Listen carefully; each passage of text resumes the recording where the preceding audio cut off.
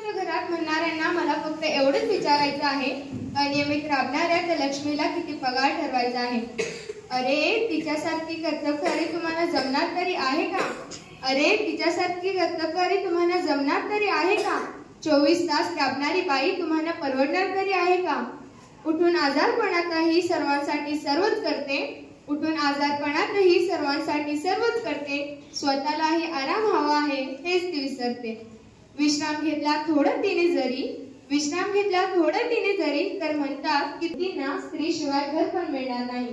विनंती करते अजूनही तिलाही थोडं समजून घ्या, विनंती करते अजूनही थोडं तिला समजून घ्या.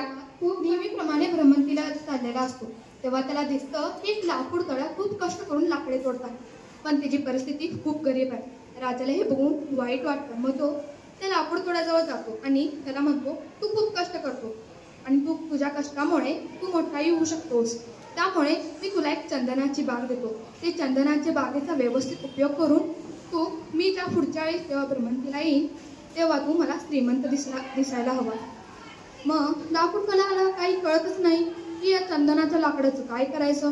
त्याला तर वाटते की हे चंदनाचं लाकूड म्हणजे साधं लाकूड, त्यामुळे तो काय करतो, ते झाड तोडतो, ते जाळतो आणि कोळसा करतो. तो असाच करून त्यानं पूर्ण बाग तोडून टाकली. पुढच्या वेळेस जेव्हा राजा आला त्याला खूप उत्सुकता होती लाकूड तोड्याबद्दल. त्याला वाटलं होतं की आता लाकूड तोड्या श्रीमंत झाला असेल, माझ्या मदतीचा उपयोग झाला असेल. तो जेव्हा लाकूड तोड्याकडे जातो तो बघतो की भीती कसली ते उद्या तुटलोस तू. मात्र वाटलं आपल्या पुढचा विचार करा नाही.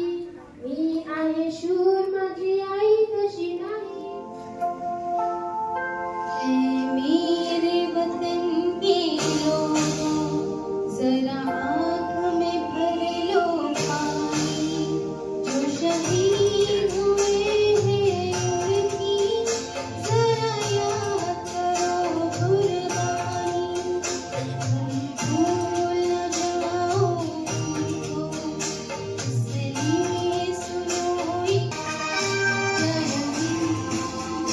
जय हिंद की सेना. जय हिंद, जय हिंद, जय हिंद.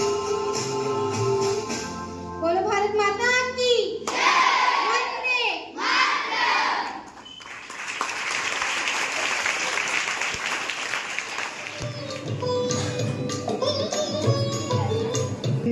वैभव माया पररसाळ मिळते काया. तुझ भवती वैभव माया पररसाळ मिळते काया. सुखलो लुप झाली काया. हा कुठवर वेड्या देशी आसरा. सोळी सोन्याचा पिंजरा, सोहळी सोन्याचा पिंजरा. इतर कारा विष समान मोती तारा.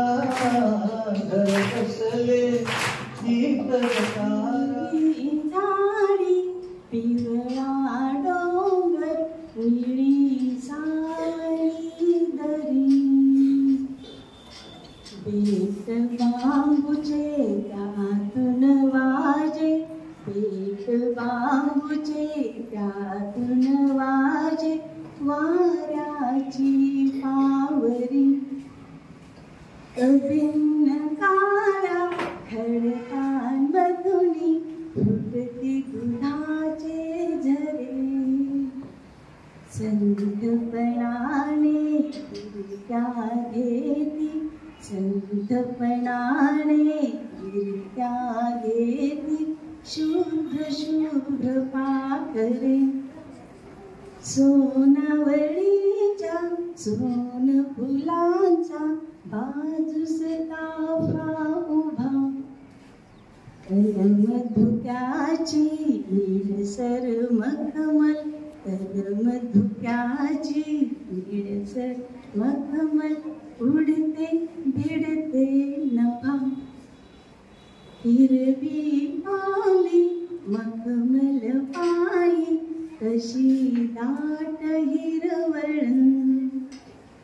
अंग झाडतो भिजला वारा अंग झाडतो भिजला वारा त्यात नवा दरवळ डूल घालुनी जळते बांजे ऋण पाते डोलते शीळ घालुनी रान पाखरू शीळ घालुनी रान पाखरू माझ्याशी बोलते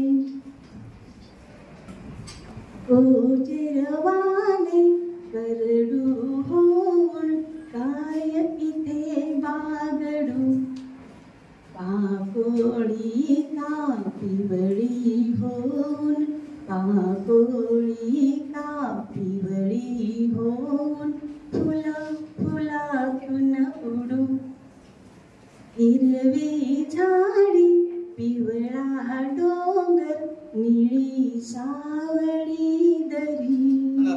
हसल्यानंतर शांत बसायचं आणि पुढचे शब्द ऐकायचे. इंग्रजीतली मराठी कविता पावसावर आधारित. बघा कविता सुरुवात होते. पाऊस कमिंग जोरदार पडिंग पाऊस कमिंग जोरदार पडिंग ना रुकिंग ना थकिंग बदा बदा पडिंग.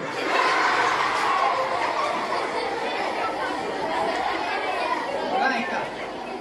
पाऊस कमिंग जोरदार पडिंग ना रुकिंग ना थकिंग बदा बदा पडिंग पत्रा वाजिंग वारा सुटिंग पण कपडा नॉट सुकिंग.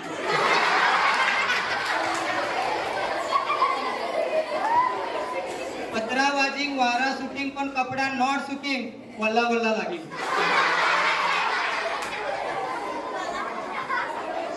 ना रुकिंग ना थकिंग पाऊस जोरदार कमी नदी पण भरी तळा पण भरी रस्त्यावर पाणी सारखं सारखं कमी.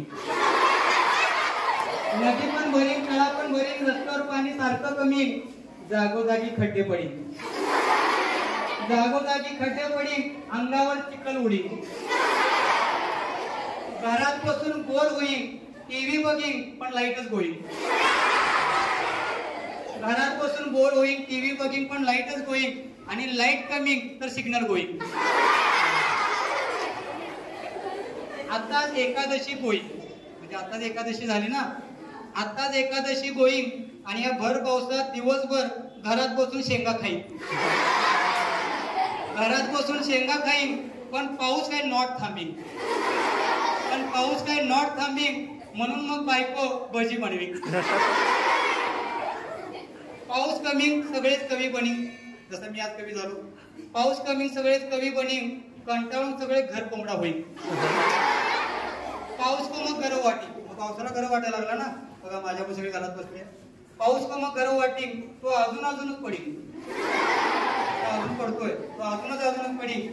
पाऊसच पाऊस सगळीकडेच पडील. पाऊसच पाऊस सगळीकडेच पडील. मग सगळेजण नुकसान भरपाई मागे. सगळेजण नुकसान भरपाई मागे. आता बिचार सरकार काय करील. नुसत्याच मिटिंगा घेऊन घोषणा करील. नुसत्याच मिटिंगा घेऊन घोषणा करील. आधी वाट बघत होतो पाऊस कधी पडेल. आधी वाट बघत होतो पाऊस कधी पडेल. आता वाट बघतोय ऊन कधी पडेल. पण या कवितेचा कवी मला नाही सापडेल. धन्यवाद.